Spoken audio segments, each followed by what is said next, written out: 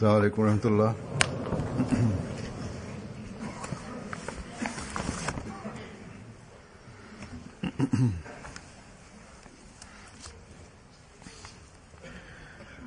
أشهد أن لا إله إلا الله وحده لا شريك له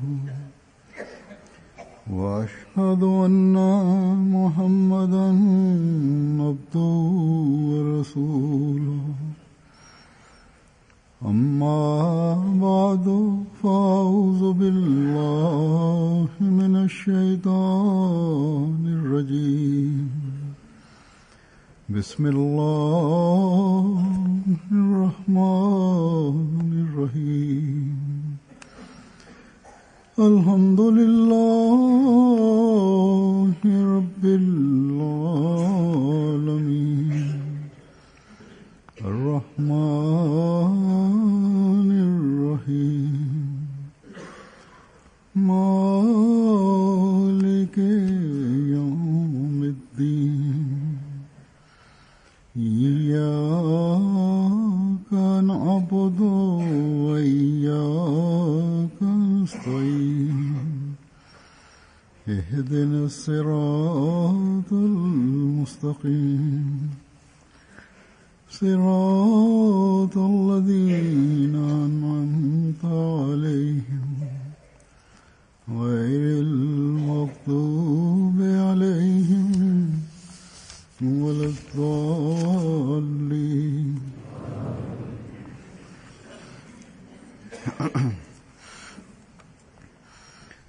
Allah Ta'ala ke fadl se Aujourd'hui, par la grâce de Dieu, débute la Jalsa Salana de Qadian.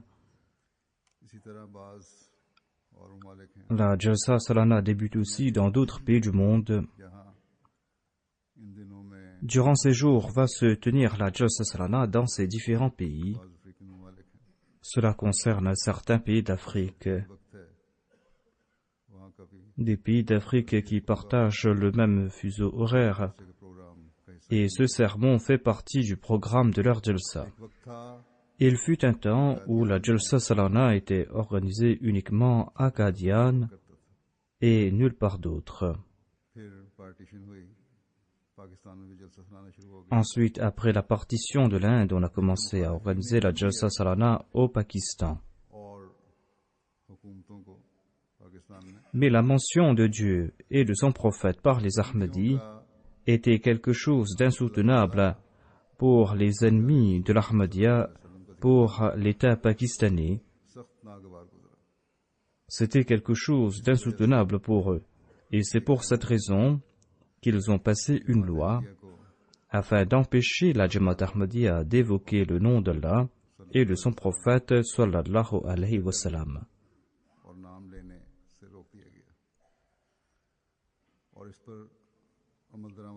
Et afin de mettre en application cette loi, on a interdit nos jalsa là-bas au Pakistan.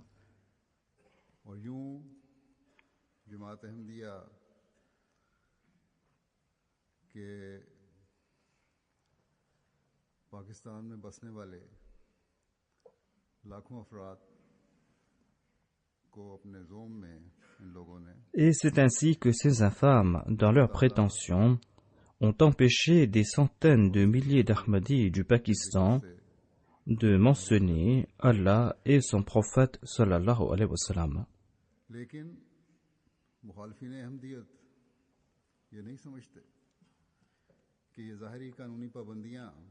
Mais ces infâmes ennemis de l'Ahmadiyya ne savent pas que leurs lois peuvent assujettir les corps. Mais ces lois ne peuvent pas assujettir les cœurs.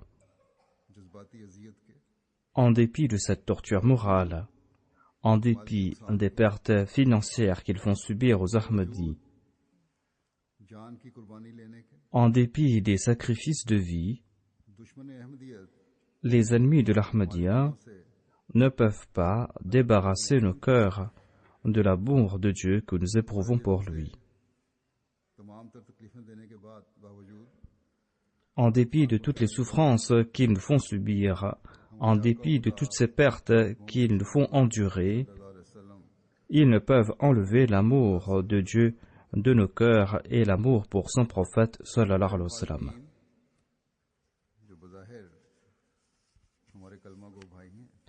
Apparemment, nos ennemis sont nos frères dans la foi. Ils récitent eux aussi la kalima, mais leur expression d'amour pour la kalima est fort étrange.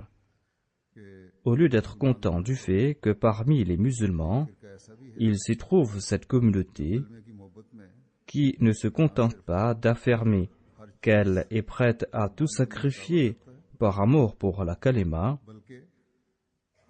mais qui, dans la pratique, a déjà prouvé que l'amour de la kalima est ancré dans les cœurs de leurs enfants. En dépit de cela, ils usent de tout moyen, licites et illicites, afin d'empêcher les Ahmadis de réciter la kalima. Toute personne imbue de justice affirmera que les efforts des ennemis de l'Ahmadiyya pour nuire aux Ahmadis n'est point de l'hostilité envers l'Ahmadiyya, mais c'est de l'hostilité envers l'islam.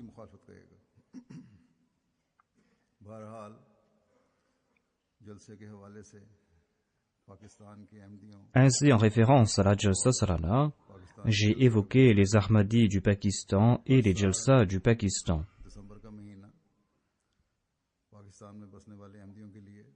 Tous les ans, le mois de décembre ravive dans les cœurs des Ahmadis du Pakistan d'intenses émotions à propos de la Jalsa Salana.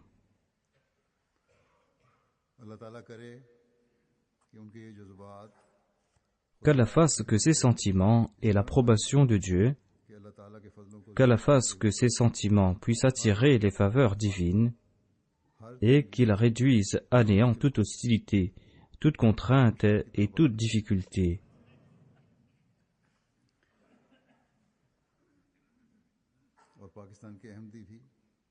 Et que les Ahmadis du Pakistan puissent eux aussi profiter des faveurs dont jouissent aujourd'hui les autres Ahmadis dans le monde.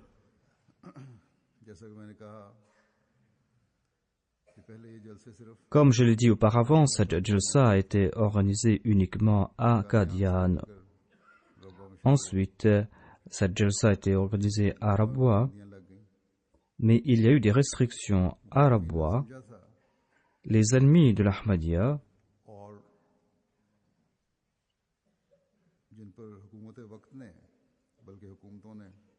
et les différents gouvernements qui se sont succédés et qui ont soutenu ces mêmes ennemis ont cru qu'en plaçant ces restrictions sur la Jamaat Ahmadiyya au Pakistan, ils pourront arrêter le progrès de la Jamaat Ahmadiyya. Mais quel en fut le résultat? Comme je l'ai dit, aujourd'hui, durant ces jours, on est en train d'organiser la Jalsa Salana dans différents pays du monde.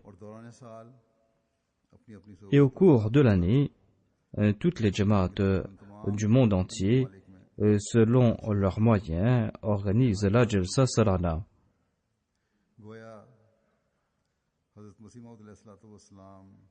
Ainsi, cette rencontre fondée par le Messie promet l'Islam, cette Jalsa Salana, a pris maintenant un cachet international.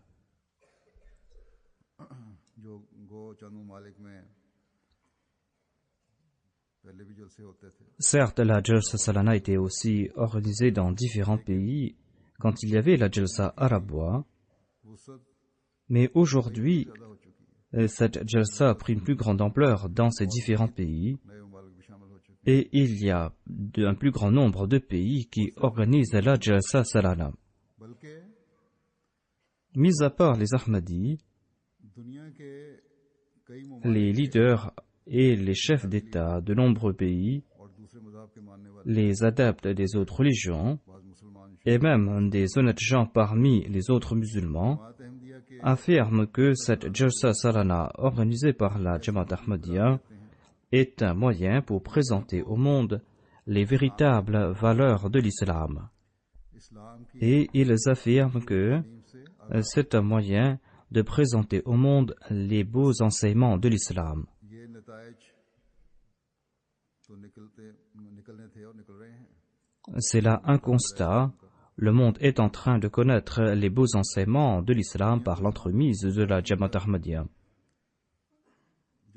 Le monde devrait connaître l'islam véritable par l'entremise de la Jamaat Ahmadiyya parce que c'était là un des décrets de Dieu. Décret que le Messie promis l'islam a annoncé en des paroles plus qu'évidentes.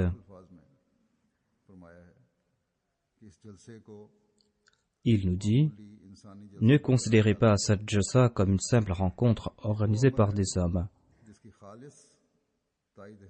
Cette jalsa salana, cette rencontre a pour but de soutenir la diffusion de la vérité et pour établir la gloire de l'islam dans le monde.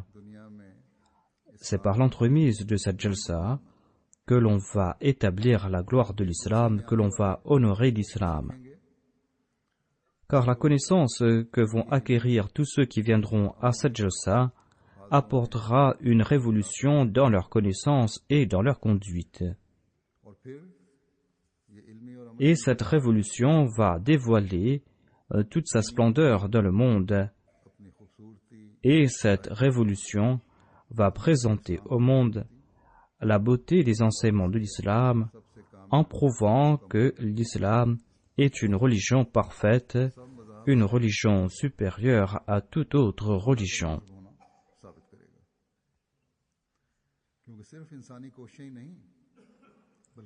Il en sera ainsi parce que cela ne se limitera pas aux efforts de l'homme, mais ses œuvres seront aussi soutenues par Dieu.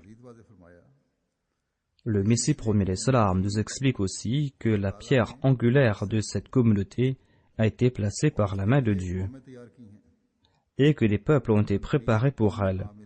Des peuples qui très prochainement vont venir se joindre à cette communauté, car c'est là l'œuvre de ce Dieu tout-puissant pour qui aucune chose est impossible.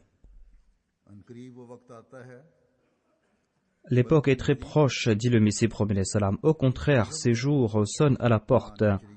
Quand cette religion sera débarrassée de toute trace d'adeptes du naturalisme ou de ceux qui s'adonnent au naturalisme ou ses adversaires qui attribuent des lacunes, des défauts ou qui se complaisent dans le doute ou qui ne croient pas dans les miracles, il n'y aura pas de personnes impures, des personnes qui n'auront aucune influence positive, des gens qui attribuent au Coran des récits qui lui sont contradictoires.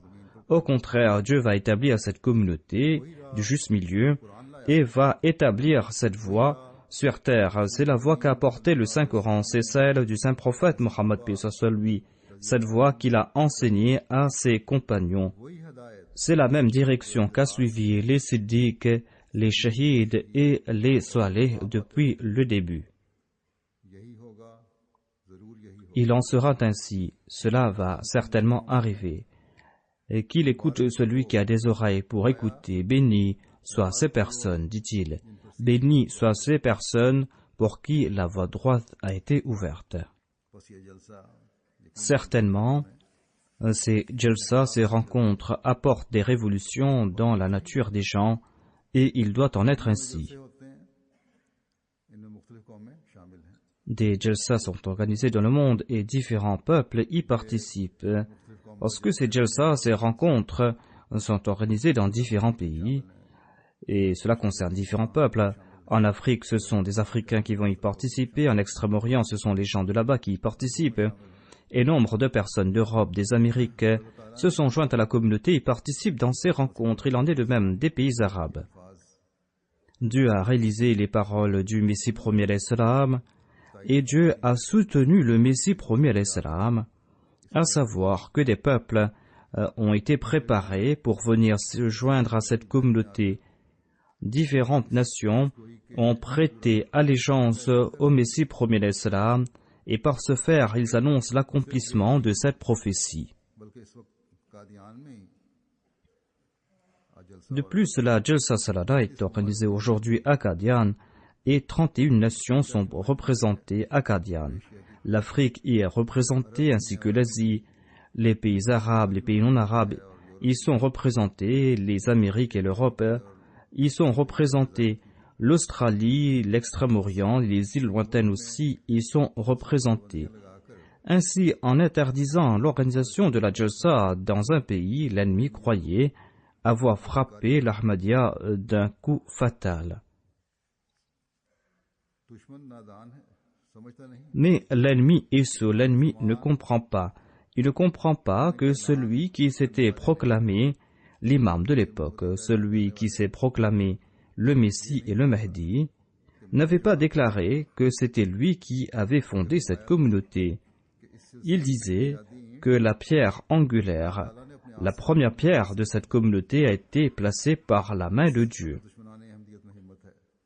Si l'ennemi de l'Ahmadiyya a du courage, eh bien qu'il s'oppose à Dieu, mais qu'il se souvient que le Messie premier l'Islam est le bien-aimé d'Allah et qu'il jouit aussi du soutien spécial d'Allah.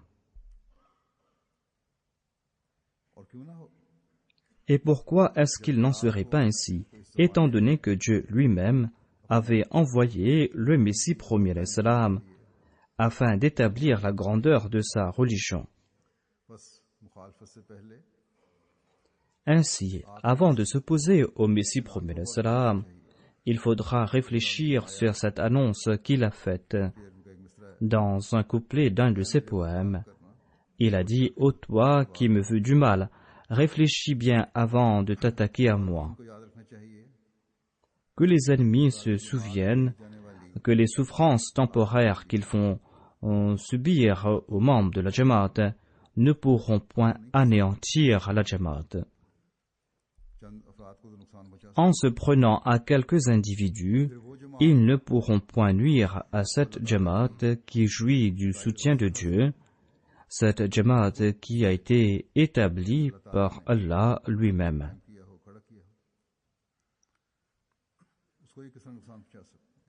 Ils ne pourront point nuire à cette communauté. Il n'est point question ici d'un seul État. Si tous les États du monde se liguaient pour anéantir la Jamaat Ahmadiyya, ils ne pourront pas le faire, Inch'Allah. Car c'est cette même Jamaat qui va établir dans son état originel la religion parfaite qui a été envoyée par Dieu, en présentant ses véritables enseignements et en ayant débarrassé ses enseignements de tout excès, de toute carence, en présentant cette religion telle que l'avait apportée notre maître Sayyidina Muhammad Mustafa sallallahu alayhi wa sallam. Le Messie premier l'Islam a évoqué sa déclaration, il a évoqué sa Jamaat. Et il a aussi évoqué qu'aucune puissance au monde ne pourra détruire sa communauté. Il a déclaré « Qui peut arrêter l'œuvre qui vise à prouver la grandeur de Dieu et à démontrer les bénédictions de son prophète, paix soit lui? Qui peut déraciner l'arbre qui a été planté par la main de Dieu et qui est protégé par les anges? Qui peut arrêter cette œuvre? Qui peut déraciner cet arbre? » Le Messie premier l'Islam déclare « Sachez que si ma communauté était le fruit d'intentions mercantiles, elle aurait disparu depuis fort longtemps. Si cette communauté qui est la mienne était le fruit d'intentions mercantiles, elle aurait disparu depuis fort longtemps. Mais elle vient de la part de Dieu, certainement elle est de la part de Dieu. C'est là une certitude. Même si le monde entier s'oppose à elle, elle va progresser, elle va grandir, elle sera sous la protection des anges. Même si tout le monde m'abandonne, dit le Messie premier l'Islam, même si personne ne me vient en aide, je suis sûr et certain que cette communauté va progresser. Voilà des propos empreints de force et de puissance, des propos que le Messie premier l'Islam a énoncés en prenant Dieu à témoin. Comment est-ce donc possible que l'ennemi puisse par ses efforts détruire cette communauté? Mais nous devons, nous aussi, comprendre nos responsabilités. Nous avons des responsabilités. Nous organisons la Jalsa Salana, nous sommes au sein de la Jamaat Ahmadiyya, mais nous devons aussi nous rappeler que cette communauté n'est pas une communauté ordinaire. Cette communauté établie par le Messie premier l'Islam n'en est pas une d'ordinaire, ni la Jalsa qu'il a organisée n'est une rencontre ordinaire. Un Ahmadi ne doit pas se contenter de se dire Ahmadi, il n'est pas une personne ordinaire. Il y a de lourdes responsabilités qui reposent sur les épaules de tous les Ahmadis. Le Messie premier l'Islam dit que si les faibles vont m'abandonner, si le monde entier m'abandonne, Dieu ne va pas m'abandonner. Voilà la promesse qu'il m'a faite. Ainsi, les Ahmadis ont de très lourdes responsabilités. Tout Ahmadi a des responsabilités, tout Ahmadi qui a prêté allégeance aux mains du Messie premier l'Islam. Tout Ahmadi, afin de profiter de cette aide et du soutien de Dieu, doit apporter en sa personne la révolution que désirait voir le Messie premier l'Islam en ses suivants.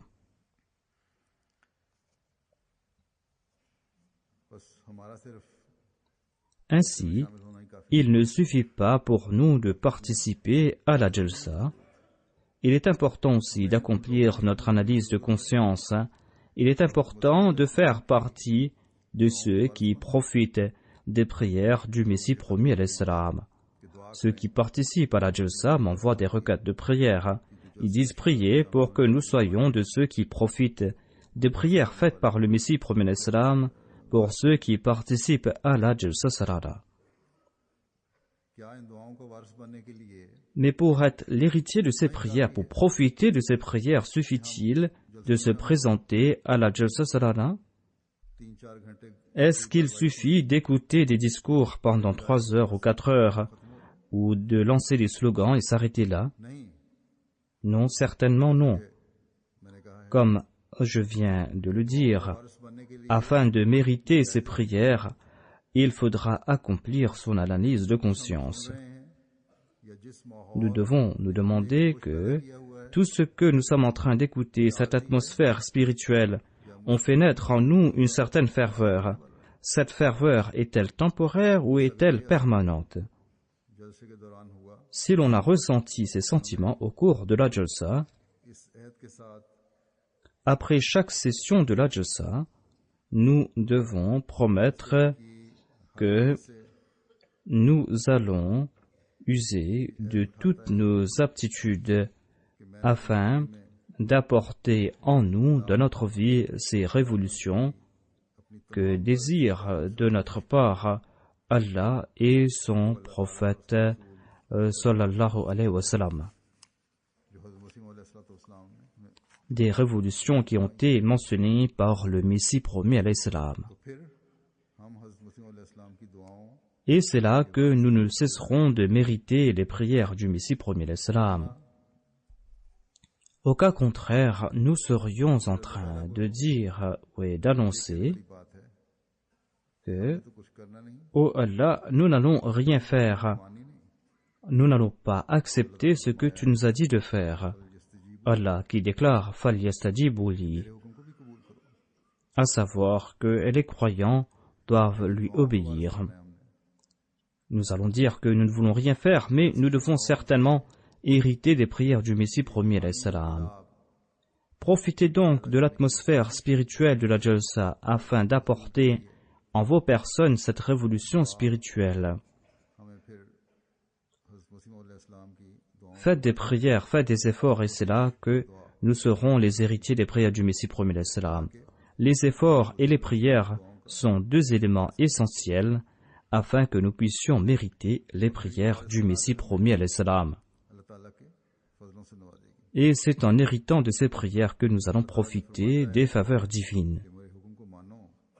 Allah affirme qu'il faut respecter ses ordres, qu'il faut l'écouter. Quelles sont ces paroles qu'il a énoncées que nous devons accepter?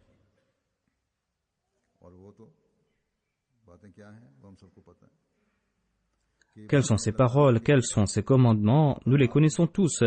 Ce sont les préceptes que renferme le Saint-Coran du début jusqu'à la fin. Allah, en nous accordant ses faveurs, nous a permis d'accepter l'imam de l'époque qui nous a expliqué en profondeur l'essence de ses commandements, l'importance de ses préceptes. Nous n'avons par la suite aucune excuse. Le Messie premier d'Islam nous a demandé de nous acquitter de nos devoirs envers Dieu dans le cadre de la Jalsa Salana. Et dans le cadre de la Jalsa, il a aussi demandé à ses suivants de s'acquitter de leurs devoirs envers autrui.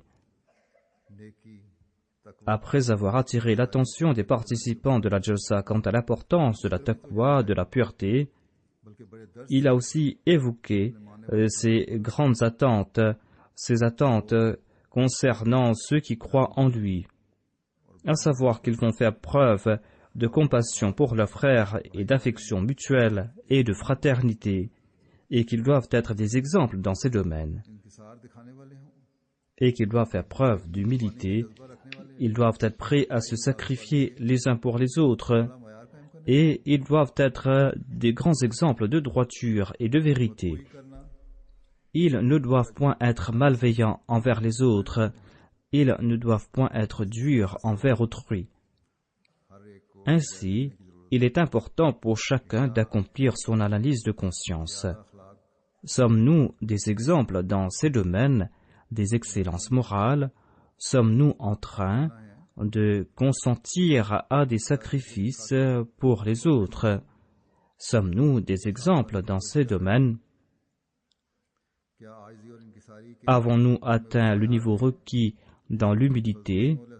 Et sommes-nous tous à la hauteur des attentes du Messie premier d'Islam dans ce domaine? Cette humilité que Dieu a évoquée dans le Saint-Coran, cette humilité dont a été l'exemple les compagnons du Saint-Prophète Mohammed Mustafa sallallahu alayhi wa sallam. S'il n'en est pas ainsi, eh bien, nous n'aurions rien accompli pour profiter des prières du Messie premier d'Islam et pour mériter les faveurs divines.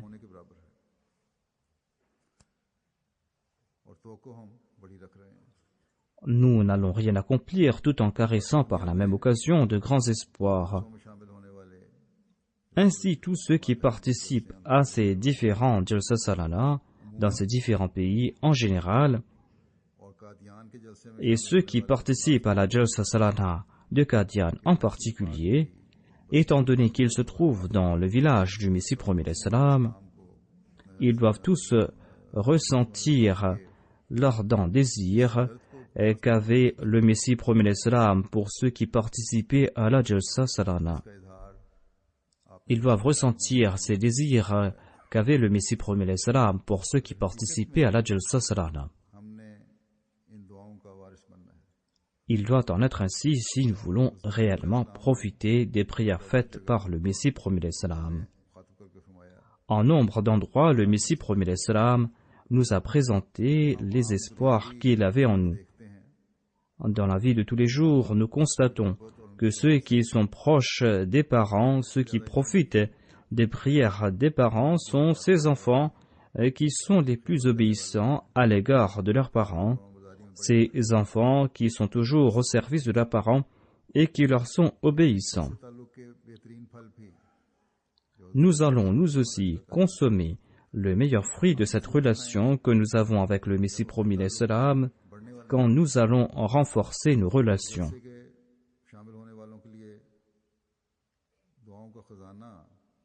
Le Messie premier d'Islam a laissé ce trésor de prière pour ceux qui participent à la Jalsa Salana, un trésor qui va durer jusqu'au dernier jour. Chanceux sont ceux d'entre nous qui vont en profiter. Je vous présente ici-bas certains des dires du Messie premier d'Islam, dans lesquels il a évoqué les attentes qu'il avait concernant sa Jamaat. Le Messie premier d'Islam déclare: Si les membres de notre Jamaat désirent être une communauté, ils doivent s'inviter la mort, éviter tout penchant et tout but égoïste et préférer Dieu à toute chose. Nombre d'actes ostentatoires, nombre d'actes abjects conduisent l'homme à la destruction.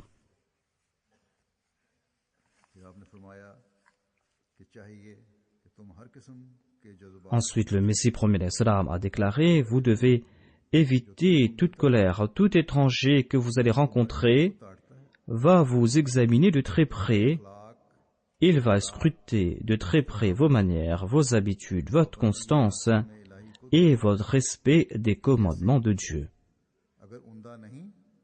Si vous n'êtes pas exemplaire dans ces domaines, eh bien il va s'égarer à cause de vous. Ainsi, vous devez vous souvenir de ces conseils.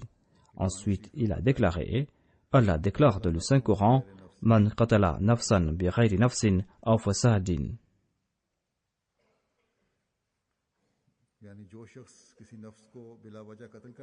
À savoir, quiconque tuera une personne sans aucune raison aura tué l'humanité tout entière. Le Messie premier salam déclare, celui qui n'éprouve pas de la sympathie pour son frère n'en aura point pour l'humanité. Il dit, ne vous amourachez pas de la vie d'ici-bas au point de perdre votre foi. Il dit, Dieu désire faire de cette Jamaat un exemple. Mais si cette Jamaat est dénuée de fraternité, si cette Jamaat est dénuée de compassion, eh bien, il y aura de très grandes corruptions. Il dit ensuite, je le dis en toute vérité, la foi et le monde ne peuvent coexister.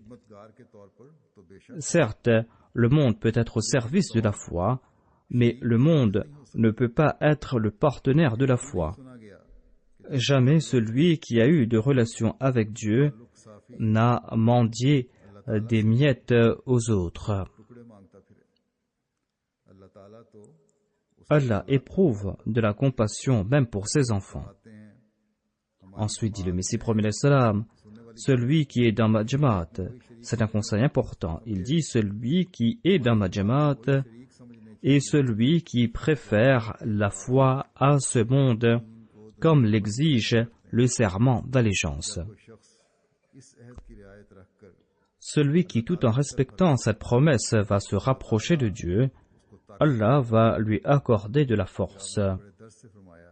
Ensuite, le Messie premier salam a affirmé avec beaucoup d'emphase que les membres de sa Jamaat ne doivent pas se contenter de simples paroles, mais ils doivent respecter les véritables exigences de la Bayra.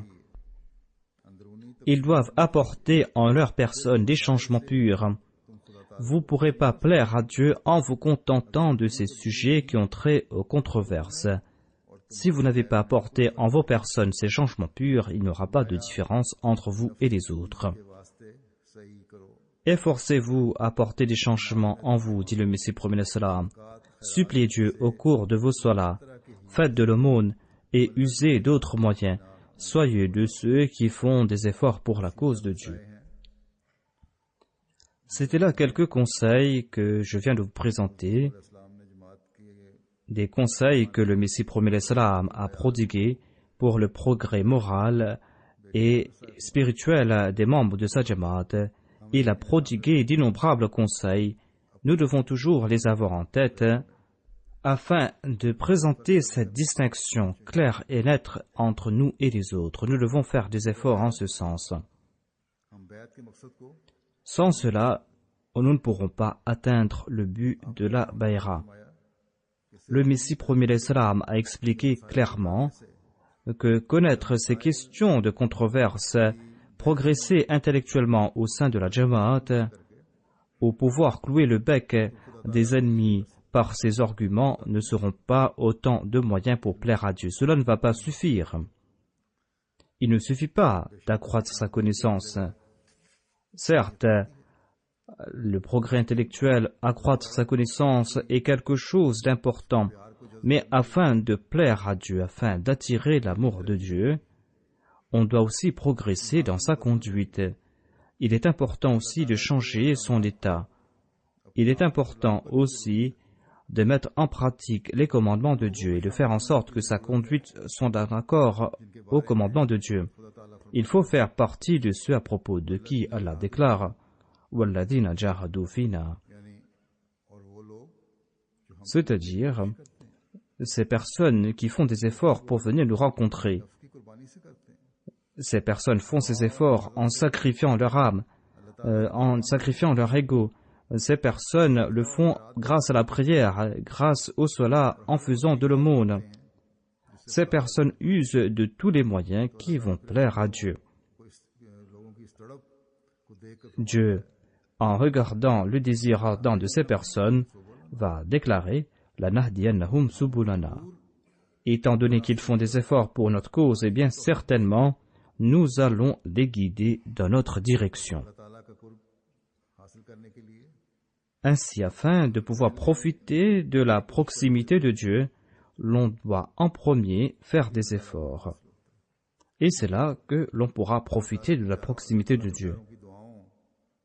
De même, afin de mériter les prières des bien-aimés de Dieu, il faudra faire en sorte que l'on mérite ces prières et l'exaucement de ces prières.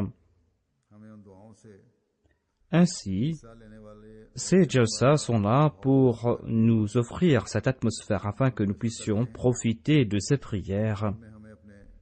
Et nous devons, au cours de ces jours, accomplir notre analyse de conscience et faire des efforts pour pouvoir mieux s'acquitter de ces devoirs envers Dieu et envers les créatures de Dieu, afin que nous puissions parcourir cette voie qui nous mène à Dieu, qu'Allah nous en accorde la possibilité.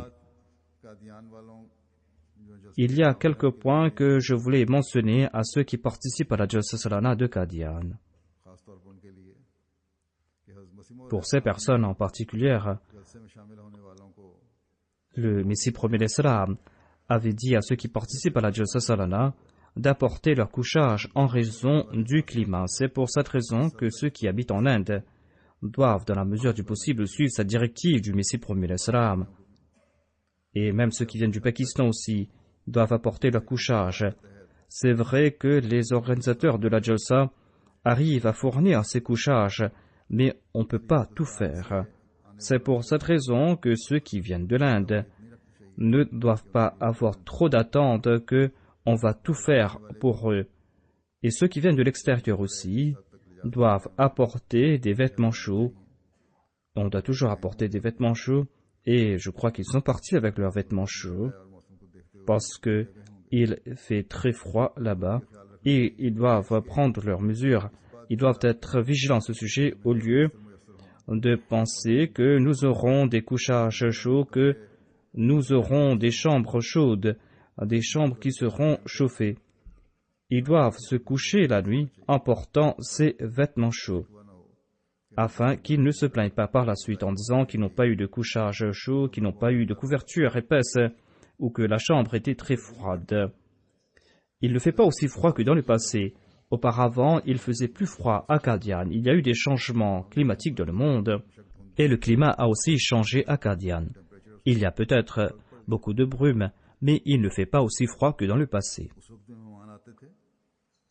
À l'époque aussi, il y avait des invités qui venaient, ils venaient en faisant des sacrifices. Le but premier de la Jalsa Salana, c'est de profiter de cette atmosphère spirituelle. C'est d'être vigilant quant à sa conduite et d'essayer d'attirer les faveurs de Dieu. Peut-être que ceux qui partent de l'Europe vont ressentir le froid là-bas, parce qu'ici en Europe, il y a le chauffage à la maison. Là-bas, il n'y aura pas de chauffage. Peut-être que certaines personnes qui vivent dans l'aisance au Pakistan vont demander des chauffages ou des vêtements chauds, qu'ils se souviennent tous que les organisateurs vont faire de leur mieux pour leur fournir ce qu'ils ont à leur disposition. Vous devez vous contenter de ce qu'ils vous donnent, vous devez faire preuve de patience et vous devez dire alhamdulillah. Et les différentes jamaats doivent informer leurs membres quant à cette situation et doivent les préparer pour cela en les envoyant à Qadian afin que les membres puissent connaître la situation, afin qu'il n'y ait pas de doléances. Mais j'ai constaté que les Jamaats de l'extérieur envoient avec beaucoup de retard la liste de leurs délégués. Ils sont très négligents à ce propos, qu'ils se souviennent à l'avenir que s'ils vont envoyer des gens à Qadian, ils vont respecter les exigences du centre. Concernant les détails, les amirs du Jamaat sont responsables de cela. Sinon, là-bas, les gens auront des difficultés.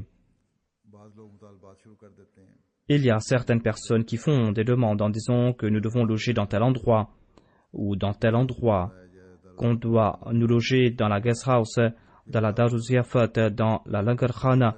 Ces demandes ne sont pas appropriées par la grâce de Dieu. Il y a un grand nombre d'invités qui sont venus pour la Jalsa Salah. Ils sont environ 15 ou 16 000. Par la grâce de Dieu, les organisateurs arrivent à leur fournir des bons logements. Mais s'il y a des malades ou s'il y a certaines personnes qui sont en difficulté ou s'il y a certaines personnes âgées, eh bien, dans ces cas, vaut mieux ne pas partir à la Jalsa Salana. Pour venir à la Jalsa Salana, pour profiter de ces bénédictions, il faut passer par certaines difficultés. Il faut consentir à certains sacrifices. En dépit du fait que le Messie promet l'Islam est très vigilant quant à l'hospitalité à l'égard de ses invités, et c'était quelque chose de plus étonnant, mais durant les jours de la Jalsa Salana, il avait dit que l'on doit traiter tout le monde de la même façon. C'est pour cette raison que l'on ne doit pas faire des demandes spéciales. Et dans aucune jalsa au monde, on doit faire pareille demande. Par la grâce de Dieu, à Qadian, il y a différents logements, il y a des facilités, comme je l'ai dit. Le Messie promet l'Islam avait reçu cette révélation, Wasi Makanaka, et tous les ans, nous voyons cela, nous voyons ces changements, nous sommes en train d'élargir ces logements par la grâce de Dieu. Et les organisateurs font de leur mieux pour offrir ces logements, pour offrir ces facilités dans la mesure du possible. Mais étant donné que c'est une très grande organisation, eh bien, il y a toujours des lacunes, il y a des manquements. Quant à ceux qui ont l'habitude de faire des demandes, eh bien, même s'ils sont en difficulté, ils doivent coopérer avec les organisateurs. Et comme je l'ai dit, ils doivent se contenter de cela et ils doivent comprendre qu'ils sont dans le village du Messie promet l'Islam et qu'ils doivent chercher les moyens pour profiter de cette atmosphère. Et comme je l'ai dit, pour cela, au lieu de chercher ces conforts, on doit chercher ces moyens pour atteindre les buts du Messie promet l'Islam. Nous devons être à la hauteur des attentes du Messie promet l'Islam. Par la grâce de Dieu, hormis quelques exceptions, la plupart des participants à la Jalsa Salana sont des exemples de sincérité, qu'ils soient de la Russie, qu'ils soient d'Europe ou des Amériques. Quand ils partent dans le hameau du Messie promet l'Islam, lorsqu'ils m'envoient leur impression, eh bien, ils décrivent un état spirituel des plus merveilleux. C'est quelque chose des plus sublimes. Ainsi, il y a ces quelques exceptions, et ces exceptions concernent ici les anciens Ahmadis. Quand je reçois des doléances, c'est toujours de la part de ces anciens. Eh bien, cela concerne ces personnes qui se sont empêtrées dans le monde. Je m'adresse à ces personnes et je leur dis de regarder la sincérité et la fidélité de ces nouveaux venus.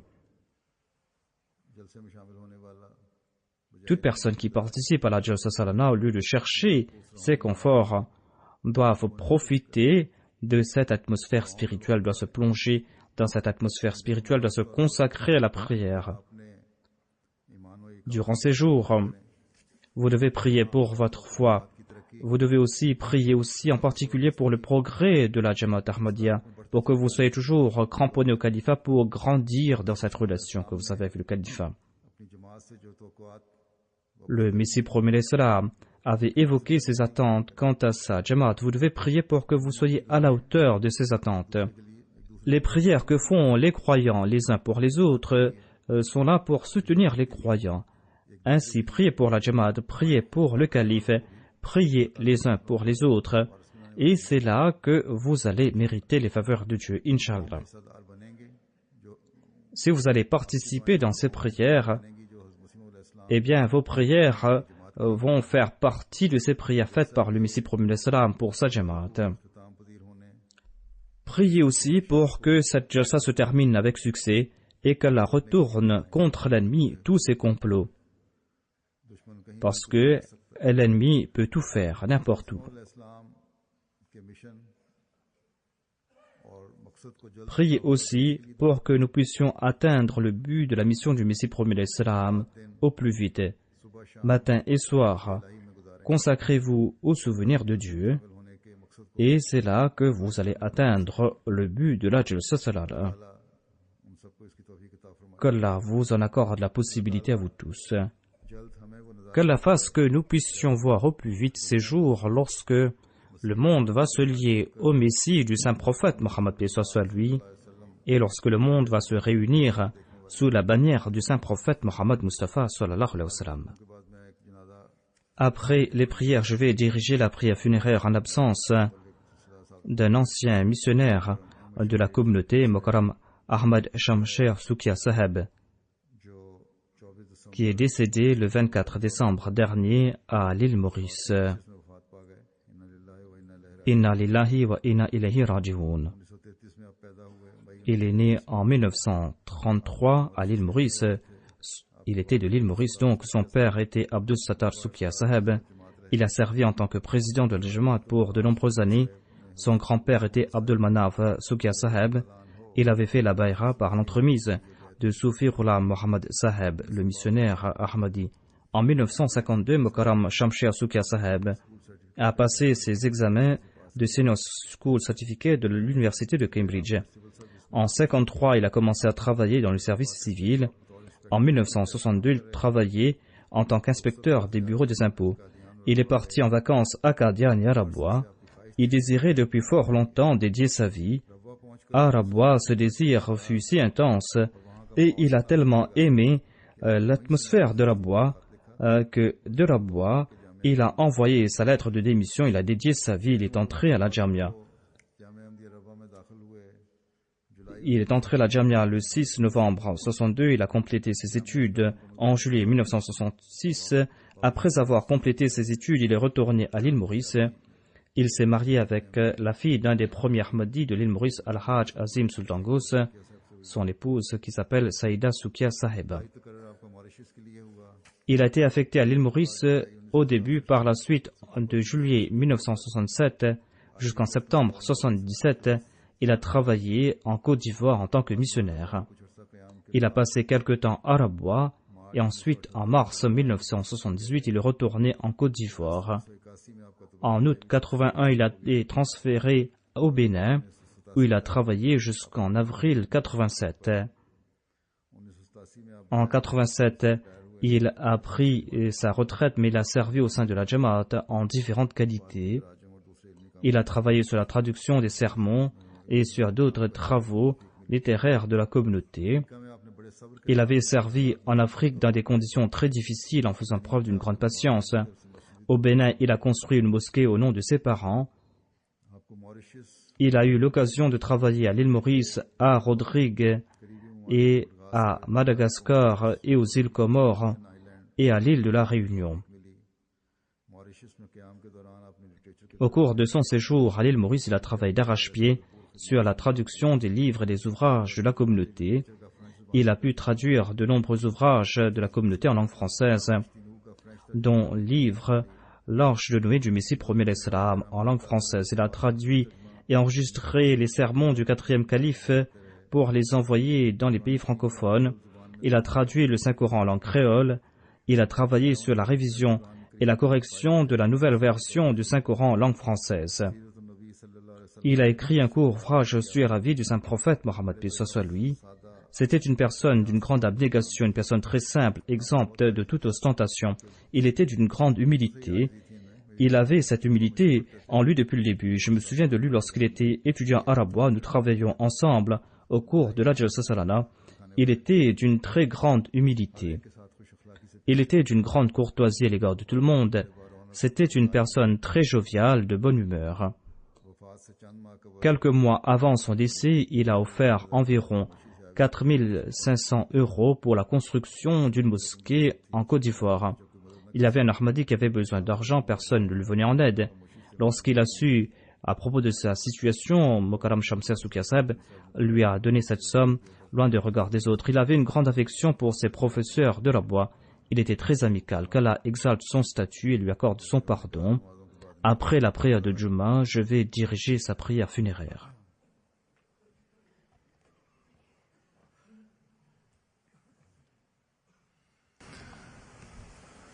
Alhamdulillah, alhamdulillah, nahmaduhu wa nasta'inuhu wa nastaghfiruhu wa nu'minu bihi wa natawakkalu alayhi wa na'udhu billahi min shururi anfusina wa min sayyiati a'malina. من يهده الله فلا مضل له ومن يضلل فلا هادي له ونشهد أن لا إله إلا الله ونشهد أن محمدا عبده ورسوله عباد الله رحمكم الله إن الله يأمر بالعدل والإحسان وإيتاء ذي القربى وينهى عن الفحشاء والمنكر والبغي يعظكم لعلكم تذكرون اذكروا الله يذكركم وادعوه يستجب لكم ولذكر الله أكبر.